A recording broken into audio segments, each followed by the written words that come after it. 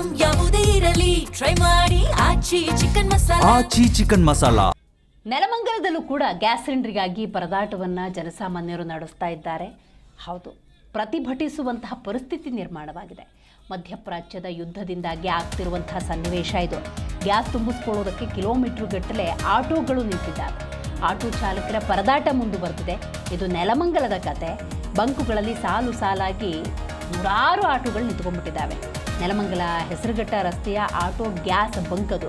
ಬೆಂಗಳೂರು ನಗರ, ಯಶವಂತಪುರ, ಮಾಗಡಿ ರಸ್ತೆ, ಬ್ಯಾಡ್ರಹಳ್ಳಿ, ದಾಸರಹಳ್ಳಿ ಹೀಗೆ ಹಲವಾರು ಕಡೆಯಿಂದ ಆಟೋ ಚಾಲಕರು ಸಿಲಿಂಡರ್ ತುಂಬಿಸ್ಕೊಳ್ಳೋಕೆ ಬರ್ತಾ ಇದ್ದಾರೆ. ಆದರೆ ಕ್ಯೂ 8 ಮೈಲಿಯಲ್ಲಿ ಆಟೋ ಗ್ಯಾಸ್ ಅಭಾವ ಉಂಟಾಗಿದೆ. ಅಂದರೆ ಸುತ್ತಮುತ್ತ 8 ಮೈಲಿಯಲ್ಲಿ ಗ್ಯಾಸ್ನ ಅಭಾವ ಎಷ್ಟು ಮಟ್ಟಿಗಿದೆ ಅನ್ನೋದನ್ನು ನಾವು ನೋಡಬೇಕಾಗತ್ತೆ. ಒಂದು ಕಡೆ ಆಟೋ ಗ್ಯಾಸ್ನ ಅಭಾವ, ಇನ್ನೊಂದು ಕಡೆ ಬೆಲೆ ಏರಿಕೆ. ಇದನ್ನು ನಾವು ಮಾತಾಡಬೇಕಾಗತ್ತೆ. ಯಾಕಂದರೆ ಗದಗ್ನಲ್ಲಿ ನೀವು ಗಮನಿಸ್ತಾ ಇದ್ರಿ, ಅಲ್ಲಿ ಆಟೋ ಚಾಲಕರು ಒಂದೇ ಒಂದು ಪ್ರಶ್ನೆ ಕೇಳಿದ್ರು. ಅದಕ್ಕೆ ಯಾವ ಏಜೆನ್ಸಿ, ಯಾವ ಸಚಿವರು ಕೂಡ ಉತ್ತರ ಕೊಡೋದಕ್ಕೆ ಸಾಧ್ಯ ಇಲ್ಲ. ಸ್ವತಃ ಸಚಿವರು 77 ರೂಪಾಯಿ 74 ಪೈಸೆಗೆ LPG ಸಿಗುತ್ತೆ ಅಂತ ಹೇಳಿದ್ರೆ ಇವ್ರು ಯಾಕೆ 84 ರೂಪಾಯಿ 95 ಪೈಸೆ ತಗೊಳ್ತಾ ಇದ್ದಾರೆ? ಇಂಥ ಅಕ್ರಮ ಚಟುವಟಿಕೆಗಳಿಗೆ ಮೊದಲು ಬ್ರೇಕ್ ಹಾಕಬೇಕು. ಯುದ್ಧ ಆಗ್ತಿದೆ. ಈ ಸಂದರ್ಭದಲ್ಲಿ ವ್ಯಾಪಾರಿಗಳು ನಿಮ್ಮ ಹೊಟ್ಟೆ ತುಂಬಿಸ್ಕೊಳ್ಳೋ ಪ್ರಯತ್ನ ಮಾಡಬೇಡಿ. ಇನ್ನೊಬ್ಬರ ಹೊಟ್ಟೆ ಹೊಡೆದು ಹೊಟ್ಟೆ ತುಂಬಿಸ್ಕೊಂಡ್ರೆ ಖಂಡಿತವಾಗ್ಲೂ ಒಳ್ಳೆಯದಾಗೋದಿಲ್ಲ. ನೋಡಿ, ಕಟ್ಟುನಿಟ್ಟಿನ ಕ್ರಮಕ್ಕೆ ಆಟೋ ಚಾಲಕರು ಕೂಡ ಒತ್ತಾಯಿಸಿದ್ದಾರೆ. ಇಂಥದ್ದೇನಾದರೂ ಪರಿಸ್ಥಿತಿಗಳು ನಿರ್ಮಾಣ ಆದರೆ ಇಮಿಡಿಯೇಟ್ ಹೋಗಿ ಪೊಲೀಸ್ ಸ್ಟೇಷನ್ ಒಂದು ಕಂಪ್ಲೇಂಟ್ ಕೊಡಬೇಕಾಗತ್ತೆ. ಇಲ್ಲ ಅಂತ ಹೇಳಿದ್ರೆ ಇಂಥ ಅಕ್ರಮ ಚಟುವಟಿಕೆಗಳಿಗೆ ಬ್ರೇಕ್ ಹಾಕೋದಕ್ಕೆ ಸಾಧ್ಯವೇ ಇಲ್ಲ. ನೀವೀಗೇನು ನೋಡ್ತಾ ಇದ್ದೀರಿ, ನೆಲಮಂಗಲದ ದೃಶ್ಯಾವಳಿಗಳು. ಸುತ್ತಮುತ್ತ 8 ಕಿಲೋಮೀಟರ್ನಲ್ಲಿ ಗ್ಯಾಸ್ ಸಿಲಿಂಡರ್ ಅಭಾವ ಉಂಟಾಗಿದೆ. ಅಂದರೆ ಆಟೋ ಚಾಲಕರಿಗೆ ಸಿಲಿಂಡರ್ ತುಂಬಿಸ್ಕೊಳ್ಳೋಕ್ಕೆ ಅಂತ ಬರ್ತಾರೆ.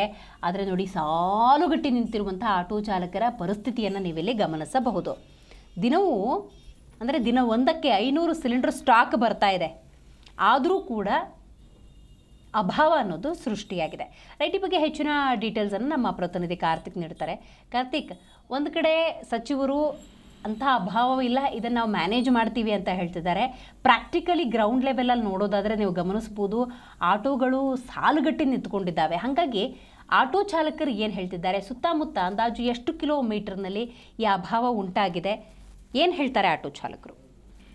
ದಿವ್ಯಾ, ಏನು ಸದ್ಯ ಈ ಒಂದು ಯುದ್ಧದ ಭೀತಿಯಿಂದ ಎಲ್ಲೆಡೆ LPG ಗ್ಯಾಸ್ ಸೇರಿದಂತೆ ಆಟೋ ಗ್ಯಾಸ್ಗಳು ಕೂಡ ಈ ಒಂದು ಅಭಾವ ಸೃಷ್ಟಿಯಾಗಿರುವಂತದ್ದು.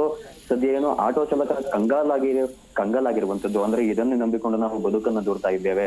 ಇದನ್ನೇ ನಂಬಿಕೊಂಡು ನಮಗಾಗಿ ಮಕ್ಕಳು ಹಾಗೂ ಸಂಸಾರ ಮನೆಯಲ್ಲಿ ಕಾಯ್ತಿರುತ್ತೆ. ನಾವು ಗ್ಯಾಸ್ ಸಿಗದೆ ಆಟೋ ಓಡಿಸ್ಲಿಲ್ಲ ಅಂದ್ರೆ ನಾವು ದಿನದ ದುಡಿಮೆಯನ್ನ ಹೇಗ್ ದುಡಿಬೇಕು, ಅದಿಲ್ಲ ಅಂದ್ರೆ ನಮ್ಮ ಸಂಸಾರವೇ ನಡೆಯೋದಿಲ್ಲ ಎಂಬುದು ಆಟೋ ಚಾಲಕರ ಅಳಲಾಗಿರುವಂತದ್ದು. ಸದ್ಯ ಈ ಗ್ಯಾಸ್ ಏಜೆನ್ಸಿಯವರು ಕೂಡ ಹೇಳುವಂತದ್ದು ಏನು ಅಂದ್ರೆ, ನಮಗೂ ಕೂಡ ಇತ್ತೀಚಿನ ದಿನಗಳಲ್ಲಿ ಅಂದ್ರೆ ಈ ಒಂದು ಆರ್ಡರ್ಗಳು ಬರ್ತಾ ಇಲ್ಲ, ಬೇಡಿಕೆ ಹೆಚ್ಚಾಗಿದೆ. ಆದ್ರೆ ಬೇಡಿಕೆಗೆ ತಕ್ಕಂತೆ ನಾವು ಈ ಒಂದು ಗ್ಯಾಸ್ ಅನ್ನ ಪೂರೈಸೋದಿಕ್ಕಾಗ್ತಿಲ್ಲ. ಸರ್ಕಾರ ಆದಷ್ಟು ಕ್ರಮ ತೆಗೆದುಕೊಳ್ಬೇಕು. ಇದ್ರ ಬಗ್ಗೆ ಕಟ್ಟುನಿಟ್ಟಿನ ಕ್ರಮ ತೆಗೆದುಕೊಳ್ಬೇಕು. ಬರೇ ಬಾಯಿ ಮಾತಿಗೆ ಹೇಳುವಂತದ್ದಲ್ಲ. ನಾವು ಎಲ್ಲವನ್ನ ಸರಿದೂಗಿಸ್ತಾ ಇದ್ದೀವಿ, ಎಲ್ಲವನ್ನ ಒಂದೇ ಇದ್ರಲ್ಲಿ ನಾವು ತಗೊಂಡು ಹೋಗ್ತೀವಿ ಅಂತ ಸರ್ಕಾರ ಕೇವಲ ಬಾಯಿ ಮಾತಿಗೆ ಹೇಳ್ತಾ ಇದೆ.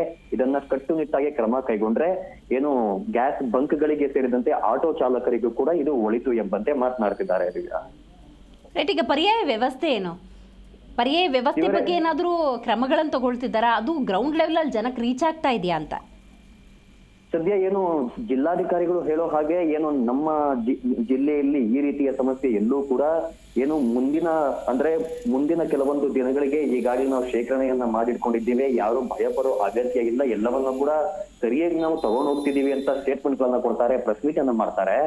ಆದ್ರೆ ಇಲ್ಲಿ ಲೋಕಲ್ ಲೆವೆಲ್ ಅಲ್ಲಿ ನೋಡೋದಾದ್ರೆ ಗ್ಯಾಸ್ ಬಂಕ್ಗಳ ಮುಂದೆ ಸುಮಾರು ಒಂದು 10-8 ಕಿಲೋಮೀಟರ್ ಗಟ್ಟಲೆ ಆಟೋಗಳು ಸಾಲುಗಟ್ಟಿ ನಿಲ್ತಾ ಇದೆ. ಇಂದಿಗೂ ಕೂಡ ಎಷ್ಟೋ ಬಂಕ್ಗಳಲ್ಲಿ ಕೂಡ LPG ಗ್ಯಾಸ್ ಸ್ಟಾಕ್ ಇಲ್ವೇ ಇಲ್ಲ. ಈ LPG ಸ್ಟಾಕ್ ಗಳಿಗೆ ಬರುವಂತಹ ಈ ಸೆಂಟರ್ಗಳು ಅಲ್ಲೂ ಕೂಡ ಸ್ಟಾಕ್ ಇಲ್ಲ ಅಂತ ಹೇಳ್ತಿದ್ದಾರೆ. ಕೆಲವೊಂದು ಕಡೆ ಕಳ್ಳಾಟಗಳು ಕೂಡ ನಡೀತಾ ಇದೆ ಎಂಬುದು ಆರೋಪವಾಗಿದೆ. ಥ್ಯಾಂಕ್ ಯು ನಿಮ್ಮೆಲ್ಲ ಮಾಹಿತಿಗಾಗಿ ಕಾರ್ತಿಕ್.